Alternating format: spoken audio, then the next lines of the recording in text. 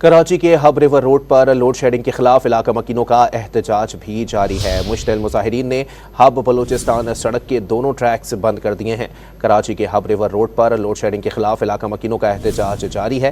مزید جانتے ہیں ڈان نیوز کے نمائندے عاصم خان سے۔ عاصم، مظاہرین سے مذاکرات کے لیے کوئی پہنچا ہے اب تک؟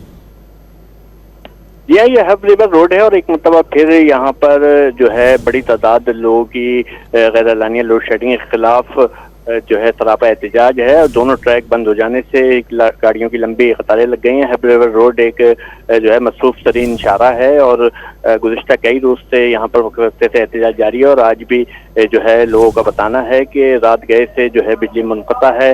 اس کے لیے جو ہے کہ الیکٹرک اب تک جو ہے بجلی بحال نہیں کی ہے، جس کی وجہ سے وہ لوگ سراپا احتجاج ہیں۔ تاہم اب پولیس یہاں پر پہنچی ہے اور مظاہرین سے مذاکرات کا سلسلہ جاری۔